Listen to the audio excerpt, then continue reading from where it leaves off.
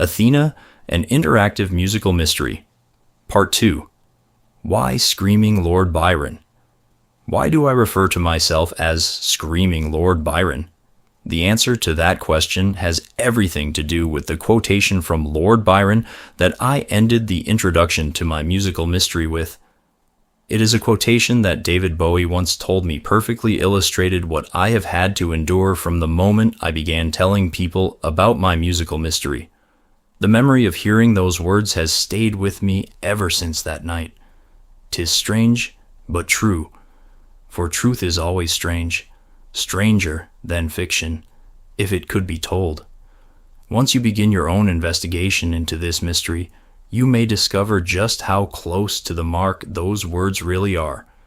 There were times when I felt like screaming that quotation at the top of my lungs after hearing what, to me, were absurd reasons individuals in the mass media gave for not running my story.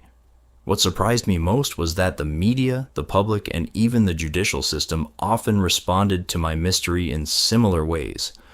Instead of asking me to show them the evidence that I knew would demonstrate that my story was true, they found reasons not to investigate it at all. Some members of the media told me they could not run my story unless the artists themselves first came forward and confirmed it, which might have completely spoiled the mystery for the public. Others cited concerns about possible legal action in a country that prides itself on protecting free speech. Many members of the media, the public, and even the judicial system seemed, in my experience, to focus more on the difference in social status between the artists and me, while completely dismissing or ignoring the evidence. In many cases, the discussion shifted away from the evidence and towards me personally.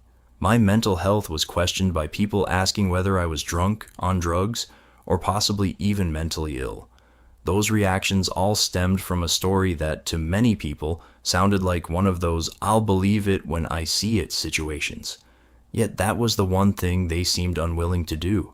Others would say, "I'll believe it when I hear it on the radio, or see it on television, or read it in a newspaper or magazine." The saddest part is that my mystery simply asked people to examine a poster, listen to a series of songs, watch a few music videos, and then decide for themselves whether the evidence supported my story. I've never believed there was anything unreasonable about the two simple wishes I included in my July 1981 letter to Yoko Ono. But, as unbelievable as it may sound, I didn't immediately begin telling people my wishes had been granted. I first investigated the songs for myself. Only after concluding that they were fulfilling those wishes did I begin sharing my story. The songs themselves are the evidence that I invite you to examine and judge for yourself. So, why did my life turn into a living nightmare over a couple of simple wishes included in that letter? Faced with those responses, I realized there was nothing to be gained by arguing with my critics. Instead, I swallowed my pride, turned, and walked away before I said or did something I might later regret.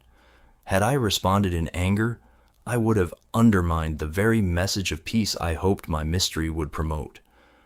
That is why I chose the name Screaming Lord Byron. There were many times when I wanted to scream that quotation directly into the face of yet another naysayer who had personally insulted me and dismissed my mystery. But I refused to let my anger betray the very message of peace I hoped my mystery would convey.